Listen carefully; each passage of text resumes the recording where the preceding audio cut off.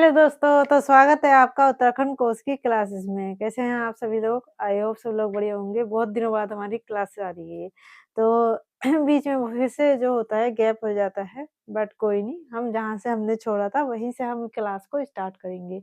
तो चलिए स्टार्ट करते हैं आज की क्लास।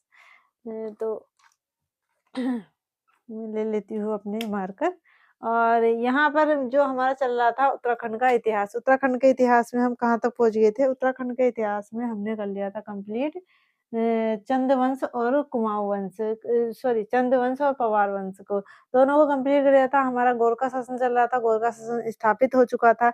हम एक बार अपने उत्तराखंड को देख लेते हैं, हमारा उत्तराखंड कैसा दिखता है? हमारा उत्तराखंड बहुत ही प्यारा दिखता है। तो ये हमारा उत्तराखंड हो गया, ये हमारे उत्तराखंड का मैप है। ये हमारा उत्तराखंड हो गया और उत्तराखंड में हम अगर यहाँ से लाइन ड्रॉ कर देते हैं तो ये हमारा आता है कुमाऊँ। एक ये हमारा हो जाता है कुमाऊँ वाला क्षेत्र और ये हो जाता है हमारा गढ़वाल वाला क्षेत्र।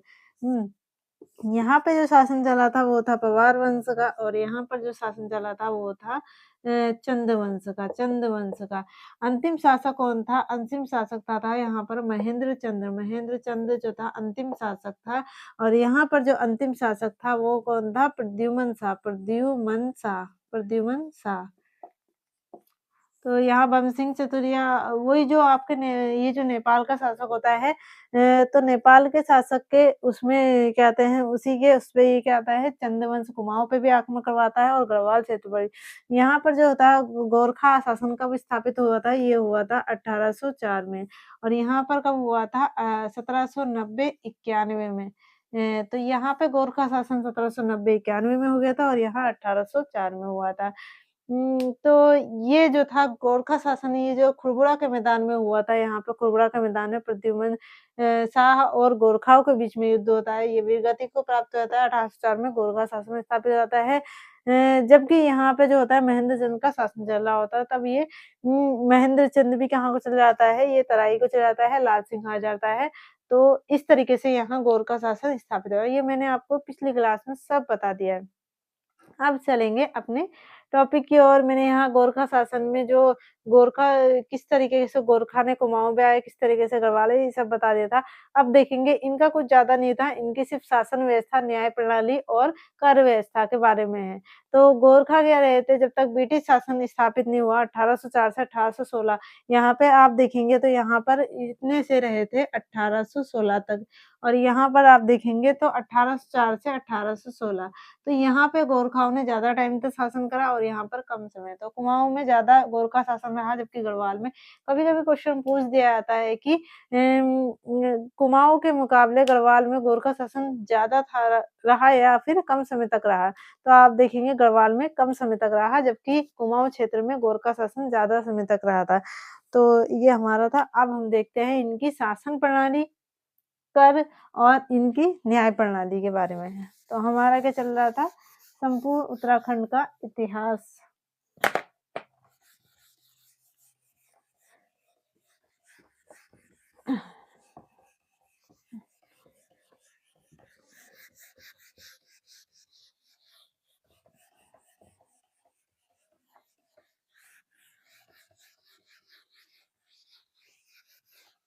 तो फटाफट आज की ये क्लास को निपटाते हैं और यहाँ पर ला देते हैं।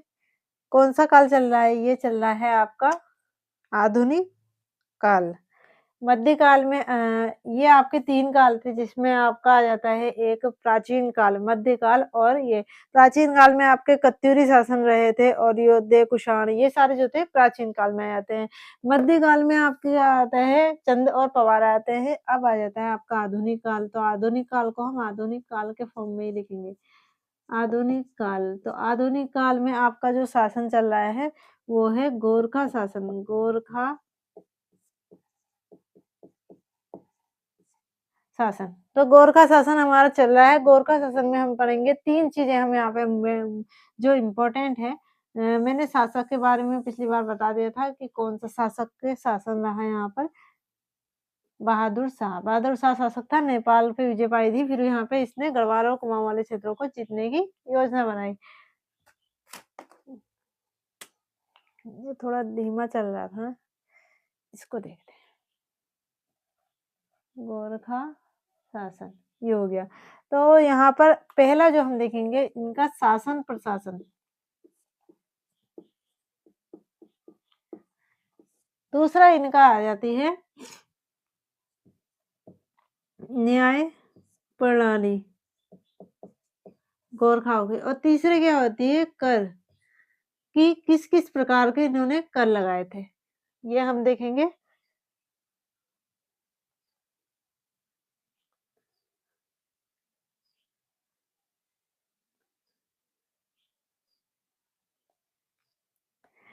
इन्होंने क्या करा था ना, इन्होंने जो चंद और पवार के शासनकाल में जो भी अधिकारी थे, जो शासन प्रशासन चलाते थे, जैसे आपके हो गए दीवान हो गए, फौजदार हो गए और जो अन्य अधिकारी थे, उन्हें क्या कर दिया था, इन्होंने हटा दिया था। यानी कि वो पद क्या कर दिए थे, समाप्त कर दिए थे।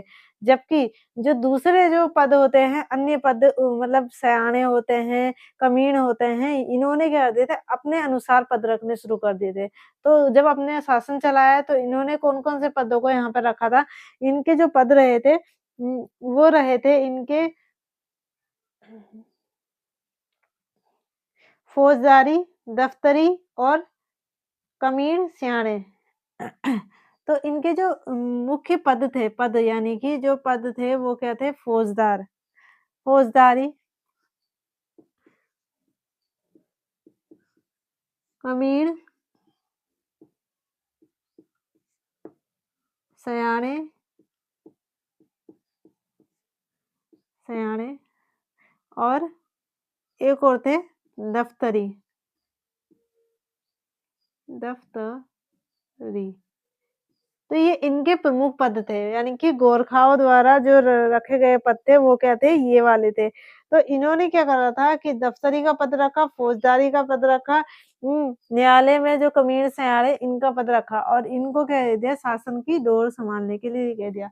अब इनके यहाँ जो पद रखे जाते थे ये थे उच्च पद और कुछ होते हैं जैसे क्या आते हैं सैनिक के फॉर्म में रखे जाते हैं। तो सैनिक जो रखे जाते थे इन्होंने क्या करा था कि जनता पे बहुत सारे अत्याचार करे गोरखाओं ने, जिसमें इन्होंने जनताओं पे अत्याचार करे, उनको निम्न पदों पे रखा।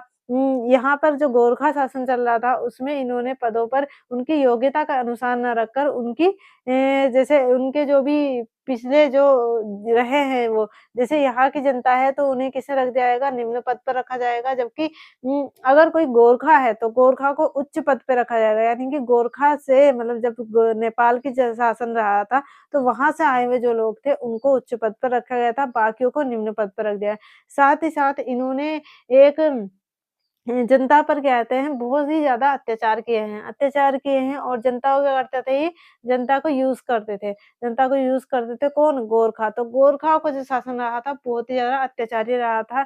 इन्होंने दास प्रथा शुरू कर दी और इन्होंने बच्चों और जो महिलाएँ थी उनको क्या कर दिया था कि सामान ढोने के लिए लगा दिया था। जैसे कहें दूसरी जगह जाते थे तो कौन ढोती थी? जो महिलाएँ या बच्चे ढोते थे। इसके साथ-साथ इन्होंने वेश्यावृत्ति का भी जो चलन था वो स्टार्ट कर दिया था। यहाँ पर रखने का यानी कि जो अवैध संबंध रखते हैं तो उनको रखने का भी इन्होंने किसने चलाया था? गोरखाओं ने। तो गोरखाओं का जो शासन रहा है बहुत ही ज़्यादा अत्याचारपूर्ण रहा है। और दूसरा इनकी न्याय प्रणाली में इनके 3 प्रकार का न्याय होता था। एक न्याय प्रणाली में क्या होता था? 3 प्रकार का था न्याय प्रणाली और इसके साथ-साथ इनका कर की व्यवस्था थी।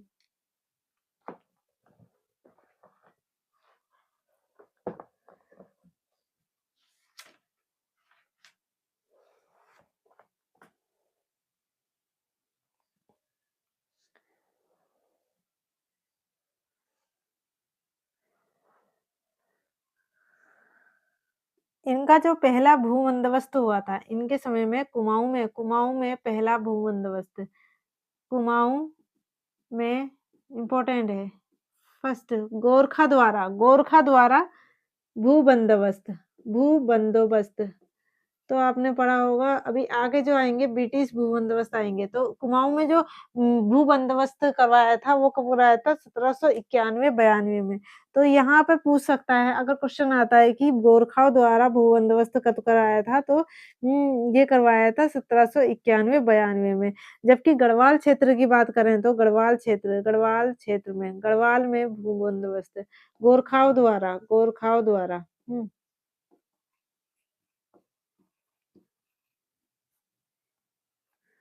बस।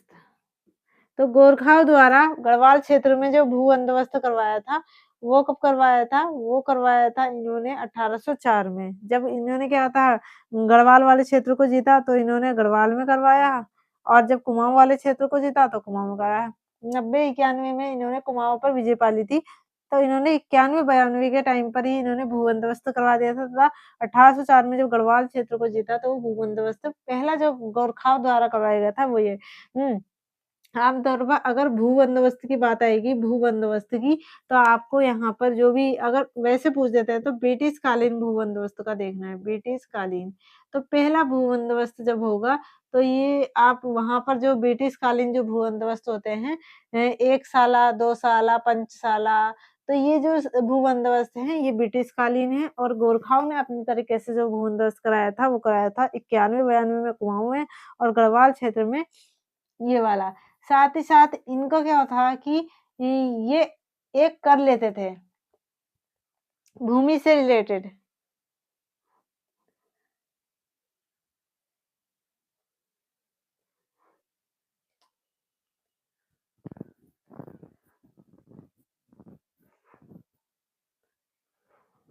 हुँ। अब जब इन्होंने भू बंदोबस्त करवाया ये वाला तो इसमें क्या करा इन्होंने एक कर टैक्स लगा दिया। टैक्स लगा दिया तो वहाँ पर जो थी प्रत्येक परिवार से क्या आता था एक कर लिया आता था। मतलब क्या होता है टैक्स लगाया था 20 नाली। 20 नाली ज़मीन के बराबर क्या होता था वहाँ से 20 नाली 20 नाली ज़मीन पर ₹1 टैक्स। कितना टैक्स लगाया था? 20 नाली ज़मीन पर ₹1 टैक्स लगाया था और इसी कर को कहते थे मोकर या फिर आप मिरही-छिरही कर मिरही-छिरी था, क्या नाम था? छुरही-पिछड़ी पिछही कर। तो कौन-सा कर लगाया था? छुही छुरही-पिछही कर, छुरही। तो पहला कर जो आप देखेंगे छुही पिछड़ी तो पहला कर जो था वो कौन-सा था इनका छुरही-पिछही कर। छुरही-पिछही कर कौन से क्या मतलब क्या हुआ कि ये इसको क्या कहते हैं, इसको कुमाऊँ क्षेत्र में मोकर के नाम से भी जाना जाता था, मोकर। तो आप यहाँ पे मोकर को देखेंगे तो आपको ये याद हो जाएगा, प्रत्येक परिवार पर लगने वाला कर जो था वो क्या था मोकर था, प्रत्येक परिवार पर लगने वाला। सपोज़ क्या है कि यहाँ पर जो है 5 परिवार हैं, 1, 2, 3, 4, 5 तो पहले एक कर इसलिए आएगा, एक इससे, एक इससे, एक इससे, एक इससे। अब उस टाइम पर क्या है वो जो ₹1 था बहुत ही ज़्यादा क्या था मूल्यवान था। तो इसी तरीके से ही क्या था प्रत्येक परिवार पर कर लगा हुआ था।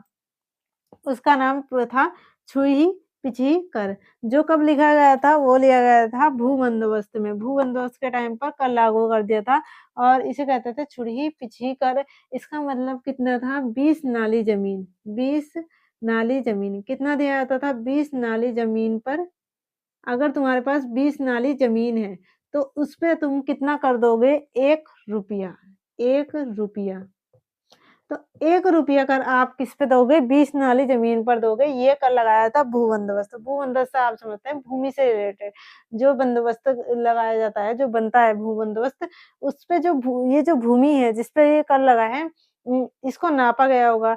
अगर तुम्हारी 20-40 नाली ज़मीन है, अगर सपोज़ किसी की कितनी है 40 नाली ज़मीन है, 40 नाली ज़मीन है, तो उस पर कितना कर लगेगा? उस पे लगेगा ₹2 लगेगा। अगर किसी की कितनी है 160 है, 160 नाली है, 160 नाली है, तो यहाँ पर आप देखेंगे कि 20 पर तो कितना लग रहा था 1 और यहाँ पर 160 हो गया, तो 2 ये किसका दुगना होता है? 80 का दुगना होता है।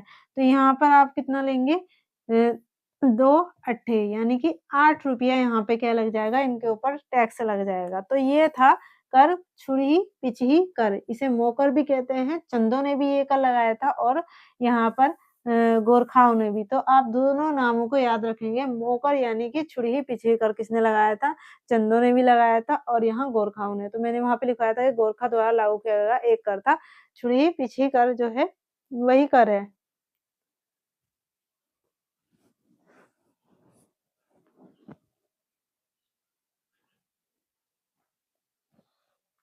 वही कर है।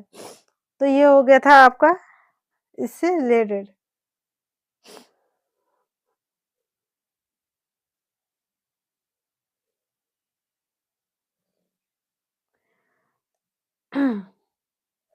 इसके बाद जो है गढ़वाल क्षेत्र में और भू-व्यवस्था की गई थी। ये था भू-बंदोबस्त वो की गई थी 1811 से 12 के बीच में।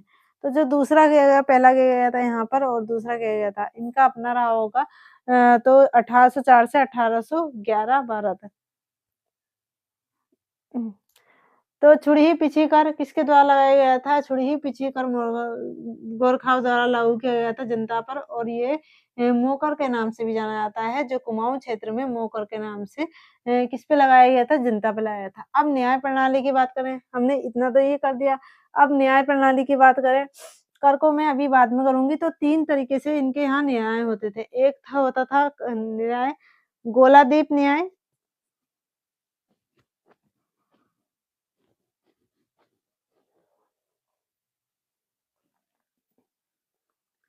कुमाऊँ में दीवानी व फौजदारी के छोटे मामले फौजी अधिकारी देखते थे, जबकि बड़े मामले देशिक शासक फौजी अधिकारी की मदद से करते थे तथा विचारी जो होता था, इनमें विचारी होता होगा कोई अधिकारी, वो क्या करता था? सुनवाई करता था। तो विचारी सुनवाई करता था और देखता कौन था? फौजी अधिकारी देते थे बड़े मामलों को। और इसके साथ-साथ इन्होंने वादी-प्रतिवादी मौखिक बयान होते थे, हरिवंश उठाने को कहा जाता था, दिव्य कहते थे। तो 3 तरीके का न्याय होता था। एक था कड़ी न्याय, नहीं, कड़ाई न्याय। एक था इनका गोलादीप, तराजू-दीप और कड़ाई-दीप। गोलादीप गोलादीप,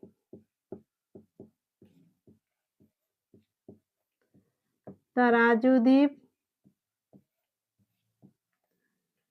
कड़ी, कढ़ाई तो जानते होंगे आप, कढ़ाई, जिसमें समोसे तले जाते हैं, तो उसे कहते हैं कढ़ाई, कढ़ाई-दीप।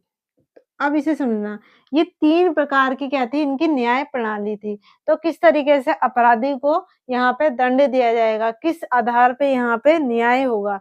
तो ये 3 प्रकार के इनकी क्या होती थी यहाँ पर अग्नि परीक्षा कहो इन्हें। ये क्या है? अग्नि परीक्षा ही है। गोलादीप, तराजू-दीप, कढ़ाई-दीप, इसमें ऐसा कुछ नहीं है जिसमें सबूत हो। इसमें सिर्फ़ क्या है? ये एक अग्नि परीक्षा है। तो ये जो इनकी न्याय प्रणाली होती थी, वो क्या थी? अग्नि परीक्षा समझो, अग्नि। कोई-सी भी परीक्षा दे दो, अग्नि परीक्षा जैसे ही मान लो। तो ये जो है गोलादीप, तराजू-दीप और कढ़ाई-दीप, ये इनके क्या थे? न्याय प्रणाली। इसमें क्या था? गर्म लोहे गर्म लोहे को हथेली पर रखे, हथेली रख चलना। अगर गर्म लोहे को हथेली पर रख के अगर तुम चल दिए, तो ये क्या हो जाएगा कि अपराधी दंडित नहीं होगा। अगर नहीं चले तो उसने क्या करा है, अगर नहीं चले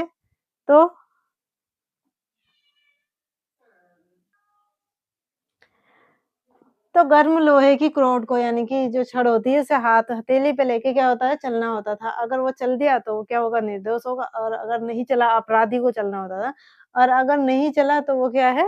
अपराधी है उस दोष के लिए। दूसरा क्या है? तराजू-दीप, क्या होता था? तोला आता था, इसे तोला गया, तराजू पे तोला गया। अब इसका वेट क्या होगा? अगर अगले दिन तोलेंगे तो ज़्यादा हुआ, तो ये क्या हो जाएगा? अगर ज़्यादा हो जाएगा अगले दिन, तो ये क्या हो जाएगा? निर्दोष हो जाएगा, निर्दोष कहलाएगा। और अगर क्या हो जाएगा? कम हुआ, तो ये क्या हो जाएगा? अपराधी हो जाएगा, अपराधी। तो ये था इसका तराजू-दीप, ये देखो कैसा है, तौल दिया, अगर उसका वेट ज़्यादा हो गया अगले दिन, तो वो क्या होगा? निर्दोष कहलाएगा और अगर कम हुआ, कम क्यों हुआ? तो ये क्या है? अपराधी कहलाया जाएगा। दूसरा था कढ़ाई-दीप, खोलते हुए तेल में हाथ डालकर, तेल में हाथ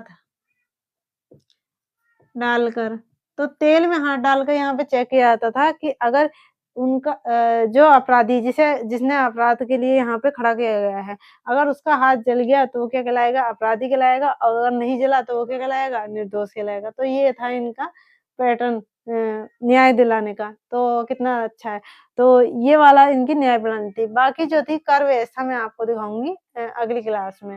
तो तब तक के लिए यहाँ क्लास को समाप्त करते हैं और मिलते हैं नेक्स्ट क्लास में और कर और बाकी जो भी बचेगा वहाँ पे इसको कंप्लीट कर दिया जाएगा। बाकी एक कर मैंने आपको यहाँ पे बता दिए हैं।